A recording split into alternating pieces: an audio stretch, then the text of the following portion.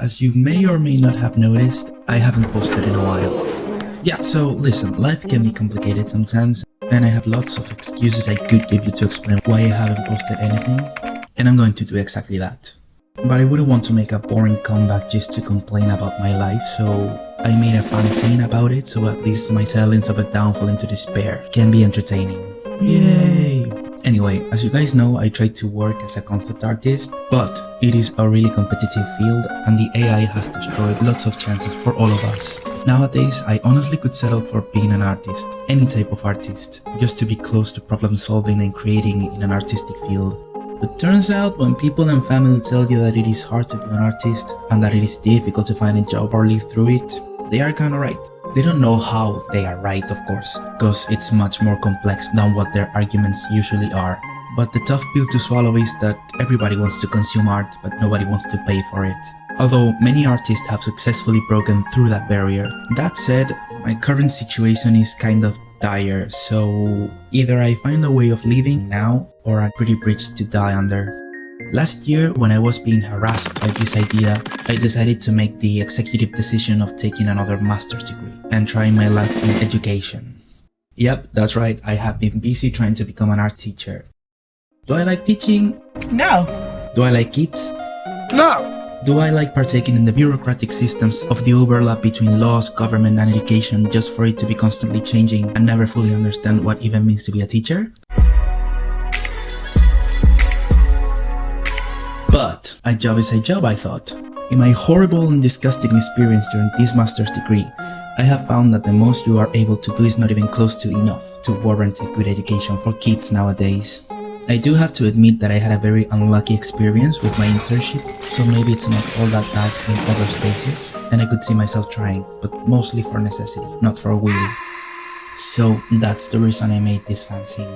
Because I wanted to explore what lies beyond the duty and the needs of a person. What are we truly when we are free to be and not forced to do? For that question, I decided to create an allegory with the 4 horsemen of the apocalypse. You know that I am a gothic pagan-ass idiot, but I do enjoy my creepy fabules and stories.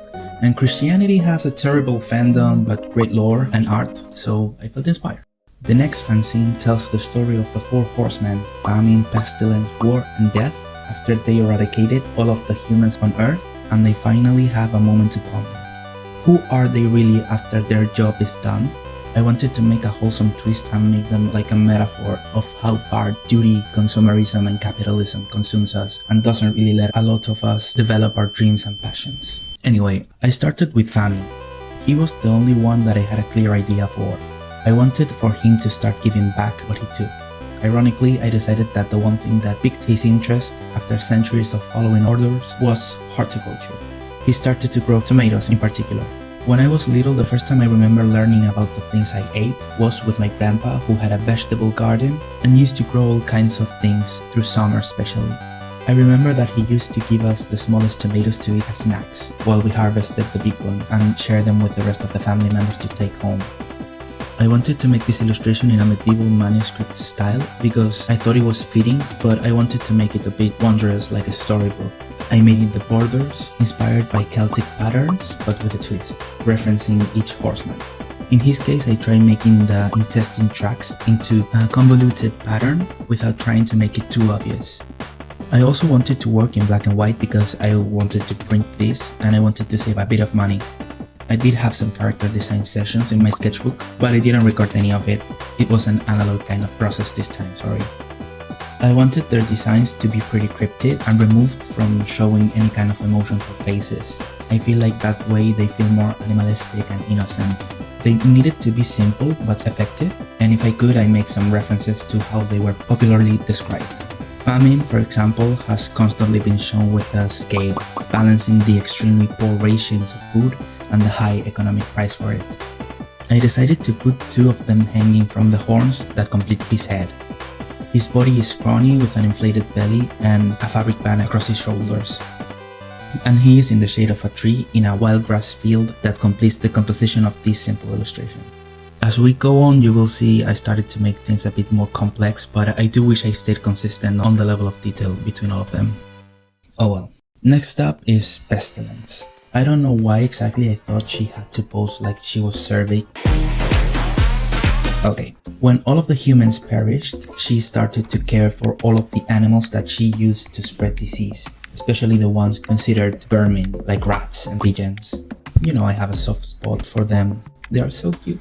So she wanders Earth through ruins to seek these companions, and then she gives them the shelter and affection that they deserve. For her edge patterns, I tried to make them resemble flies. I think it gets the message across. I wanted to make her design pretty bug-like. I don't know why exactly, but her sketches steered in that direction since the beginning. It was supposed to mirror a centipede in her head and have bug-like extremities. It was hard trying to synthesize these characters because I feel like realistic versions would look disgustingly cool. Sure, Jan. But I was trying to maintain a certain clean-ish aesthetic. I love putting pencil and noisy textures when doing gradients so it doesn't look as digital. The next part was a trust the process situation. I wanted her to be surrounded by a bed of snakes, and I decided to sort of carve them from a mass of texture, but it looked pretty questionable up until the end. It kept looking flat and weird, and I had to make so many little adjustments of depth and overlap, smoothing parts and then reapplying texture and so on. Then I felt like it maybe needed some definition with more shadows and outlines. I got to a place where it looks like it was good enough, so I moved on.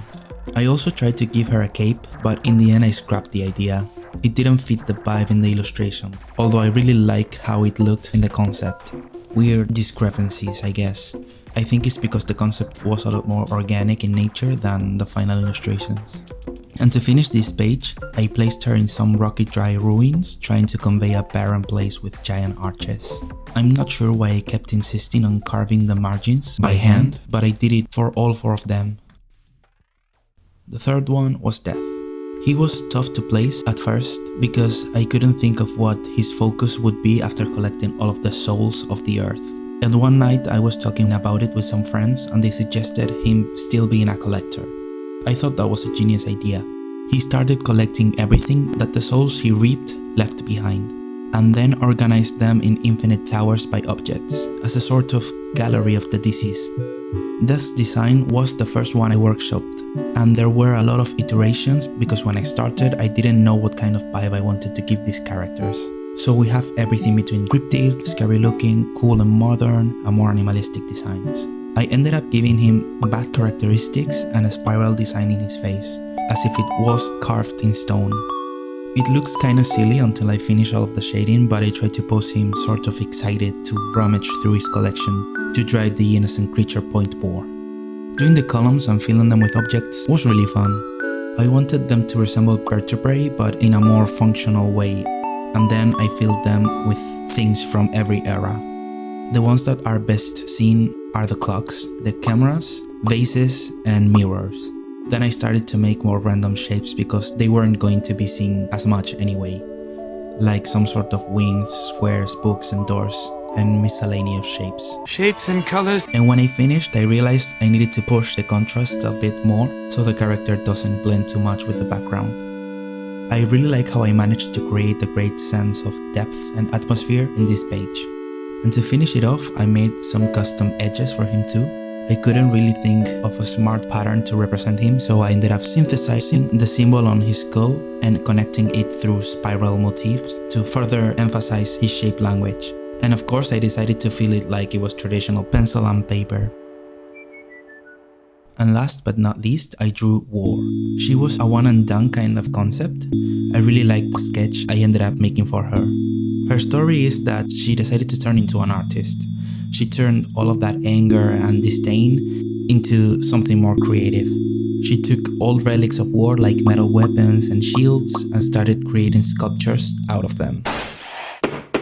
I wanted to show her making a giant metal flower to symbolize, in a not so subtle manner, the rebirth and transformation of these cryptids. I used war axes for leaves, swords and big shields for the trunk, more decorated shields for the petals, and some chain flails for the stamens of the flower. For her design, I honestly liked the sketch and the pose I did so much that I just ended up tracing it and then cleaning up the design over it. I wanted to make a juxtaposition of the fragility and the roughness of war. She is bare-muscled without any protection per se, but those muscles are rearranged in a way that resembles an organic armor. I gave her the weapon she usually is depicted with, her sword, presumably being added to her sculpture after she is done posing for this illustration, I guess. I may have overdone the details in this one, but I got carried away with the musculature of the character. It is kind of fun to do anatomy drawings. It's my kind of guilty pleasure, even though I'm not the most knowledgeable person about it. Still, I try to reel it back a bit by making her mostly a silhouette to resemble her peers a bit more. And then I filled the trunk with all kinds of different elements that I roughly sketched before. It was like a fun puzzle. I tried to make a diverse amalgamation of weapons to give it more visual interest, but a lot of it ended up disappearing in favor of not competing too much with the details of the main figure. At the end of the day, the atmosphere must be cohesive or else it looks kind of confusing. And after some final details and corrections, I made the edges. This time I kept it simple, and I designed a chain motif with spiky-ish bolts in the edges to represent the metal weapons that she transforms into sculptures. And that about sums up this little fanzine. Of course, I printed it, and it was amazing to see my art in a physical form.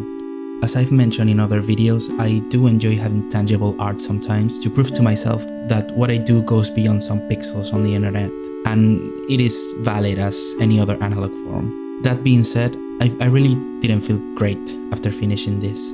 I felt as though I didn't do a good enough job. Maybe it's my current situation that weighs on me a lot, but I wanted to make a video and post about it to force myself to appreciate it a bit more, and at least show it to people so it doesn't end up sitting on a shelf somewhere or on a folder in my computer forever. I really want to keep doing this, and I love posting videos, but my motivation is on a really low level right now. Sorry if I'm being kind of a drag in this video. This also helps me vent a bit and get out some of my frustrations that I hope in time will seem like a very far away thought.